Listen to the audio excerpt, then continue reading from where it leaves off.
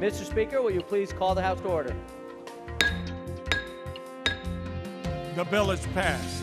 We'd like to get a budget that represents the interests of the people who are standing here with me now. To be part of the struggle to achieve a better society for all. I'm very compassionate to what's happening upstate. And I'm very compassionate to what's happening downstate.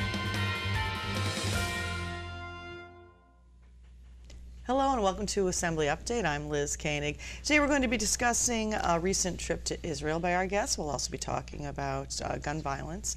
And joining me to discuss these topics is our guest, Assemblyman Walter Mosley, who represents the 57th Assembly District in Brooklyn. Thank you very much for coming in. Thank you for having me. And welcome home, safe and sound, thank goodness. Because there were some kind of touchy situations over there. The one in Ramallah that we talked about when we had you on the phone from Israel last week.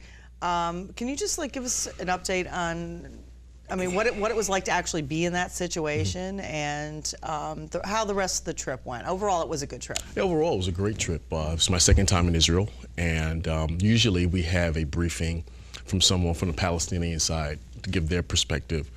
And for this briefing, we actually went to the site where the think tank was located, which is in Ramallah.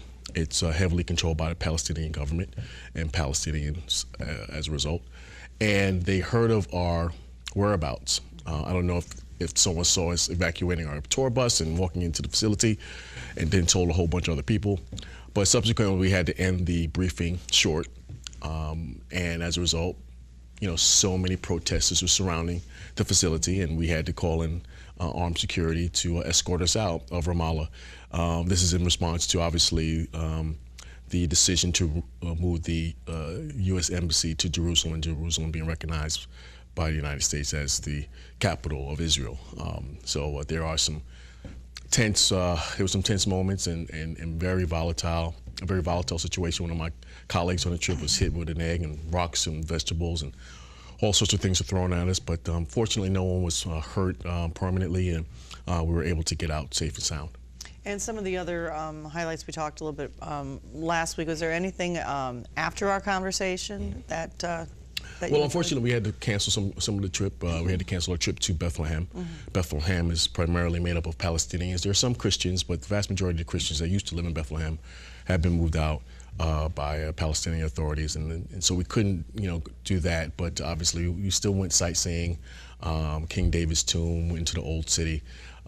Was able to enjoy ourselves, had some still scheduled briefings in regards to security, in regards to nonprofits that are working towards a peaceful way in terms of how do we get to a solution in terms of resolving the conflict within the region. So still it was a fruitful meeting, even in spite of what took place in Ramallah. And as a legislator, what's the biggest thing you took away from the second trip? Well, the second trip is not like the first trip, although it's set up probably the same way, because the region is so fluid. Whether you're talking about the IT industry, whether you're talking about education, whether you're talking about immigration, whether you're talking about security issues, it's never the same. And that's why, it was important for me to go back to understand what has taken place since the passage of the Iran nuclear deal, what has taken place in terms of research and development, what has taken place in terms of migration patterns and more migrants coming to Israel, and what are they doing with their immigration concerns.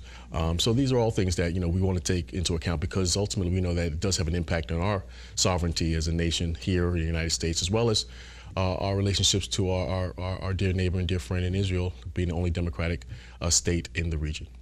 Now I want to move on and talk about something that's been all over the news, obviously, in the States, and around the world as well, because it's prevalent more in the United States, obviously, than in other countries around the world. And that was the school shooting down in Parkland, Florida. And we've talked on this program many times about gun safety and the NRA and so on. Just your general thoughts. Well, yesterday we actually recognized the unfortunate anniversary of Trayvon Martin, who was gunned down in Florida, of all places, in 2012. And I think one of the things that we all have to be cognizant of is that this issue is something that impacts all of us, whether you're in the South, the Northeast, whether you're in an urban community or a rural community. It is something that we all need to take seriously, and take seriously from its onset and remain consistent. You know, one of the things I tell my kids, I said, you always ask for Christmas presents. You know why? You know why give in? Because you're consistent. And that's what we need to be. Right. We need to be consistent and to not wane when we believe that nothing is going to take place or we believe our efforts are going to be fruitless. We're going to have to remain steadfast, work with our state legislators, work with our federal legislators, work with our leadership, work with advocates, to make sure that we do what the people want, and that's bringing about reasonable and sensible gun control initiatives and laws into place, whether it's at the state level and or at the federal level. And where does the mental health piece fit into all this? Well, the mental health piece for us is really about how much we invest in our state budgets, our local budgets, the municipality budgets, our federal budget in terms of dealing with mental illness. Mental illness is not about how do we deal with people who are violent. For the vast majority of people who are mentally ill are not violent against others. They're usually more a harm to themselves. And so it's not about dealing with mental illness individuals from a gun perspective or a gun policy perspective. It's how do we invest in them so that they don't get to that point where they want to get a firearm and want to commit mass murders. So to me, I think it's an investment at the very basic level, Medicaid, Medicare. How do we make sure that we, improve the reimbursements of those systems, and making sure that we don't cut them and we continue to invest in them so that mental illness can be dealt with from the medical side and not from a public safety perspective. And the shooter in the most recent school shooting, it seemed like there were just so many red flags, and it just kind of slips through the cracks. How does this happen? Well, obviously, you have to continue to check your procedures, whether it's in law enforcement, whether it's in the medical field, or both. That's something that we understand all too well in New York State. When we passed the SAFE Act in 2013 in response to the Sandy Hook shootings, we knew that it wasn't a perfect bill, and everybody kind of agreed with it, but we had to do something, and we had to make that first step, and that was the biggest step. But we also understood that we had to continue to tweak the bill, we had to continue to look at the bill, reinvest in the bill, in an effort to make sure that we're addressing real-time issues. Although we try to think of everything in the bill. Obviously, we're all humans. We can't think of every possible scenario. Right. But I think that it's a piece of legislation that I'm glad that I voted on my first bill when I became a legislator. But we understand that there's still more work to be done. There's obviously a lot more conversation to be had on this issue. But one of the proposals out there is to have teachers who maybe have a permit to carry and are practice shooters to be able to carry a gun in schools. What do you think of that proposal? Well, it's interesting. I was reading an article, op-ed, and they said, well, it could be as simple as, what about just putting metal detectors at every school and not having a teacher who's supposed to be educating and enlightening and preparing our students for the future also have on their minds and in their mindset, I have to protect these children by carrying a firearm. And to me, I think that some people, they care about the stigma of having a metal detector, but yet it's far safer, probably far more effective than having someone who's supposed to be an educator, someone who's supposed to be a caretaker of some sort, carrying a weapon which can destroy a life, can take a life. So to me, I think that sometimes we get caught up in the weeds, and we get caught up in the moment, and thinking that violence will only succumb to more violence. And I think that's the wrong message to send out, particularly in an institution of learning in higher education. Well, at this point, we should be grateful that there's some communication going on, and that hopefully we'll come to a resolution. We never have to see this happen again. So I want to talk about caucus weekend, because right after we spoke last, before your trip to Israel, you participated here in Albany in the caucus weekend. What can you tell us about that? Well, it was a great caucus weekend. I sponsored 2 workshops, one dealing with education.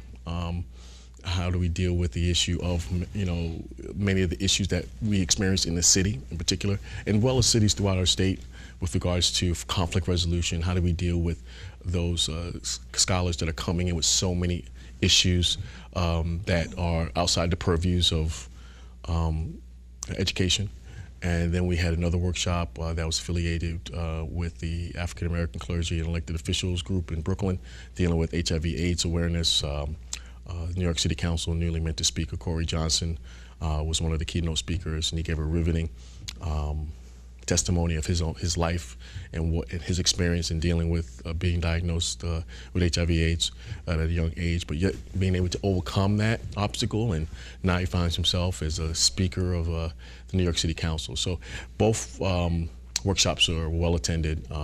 Sorry I couldn't stay for the entire caucus weekend because we had to leave that Sunday for Israel, but I'm very pleased that the fact that my constituents were able to come up here and enjoy themselves and to get educated as well. Absolutely. And you also have your State of the District address coming up. Yes. And that's another opportunity for your constituents to get in touch with you and just see what's happening. Yeah, it's probably the one State of the District that I've had the most difficult time in terms of preparing for, in terms of my address, because there's so much going on in the world, as we just spoke about, and something that, you want to talk about issues that are germane to your district, but at the same time, you want to kind of give your district marching orders, because we're a partnership. We work together, my constituents and I. I represent them, so I'm just a part of a much larger team. So it's one of those addresses that I'll be talking about particulars, but at the same time, talking about the much broader perspective as to our role in terms of establishing our legacy, as well as the freedoms that we're given, and not taking those for granted, and making sure that we continue to exercise them, because at any time and moment, they can be infringed upon. And now I want to just kind of touch on the budget. Where are we in the process right now? Well, during this week in which we were off technically from session here in Albany, the speaker gathers all our requests, our individual and collective requests as members, and he kind of tries to size up what our priorities are as a conference. That's a lot of paperwork, that's a lot of disseminating of information, going through a lot of things, and then correlating that with what we've discussed in conference up until that point in regards to the executive proposal. Now is our chance to kind of wind up our joint budget hearings, and then from there prepare our one house budget proposal, and the Senate will do the same. And that's where we have the template of the three proposals, which will kind of be the guiding post for ongoing negotiations in response to leading up to our budget deadline of March 31st. And here we are approaching March very quickly, so it's going to be a very busy month, I'm sure. So we look forward to another update on all these topics, especially the budget, because that is kind of the big task at hand right now. Yes, it is. So we'll get another update soon on that. And good luck with your State of the District address. Thank you. And we'll be talking to you soon. Thank you, Excuse me, we've been speaking with Assemblyman Walter Mosley, who represents the 57th Assembly District in Brooklyn. Thanks for joining us. We'll see you again next time.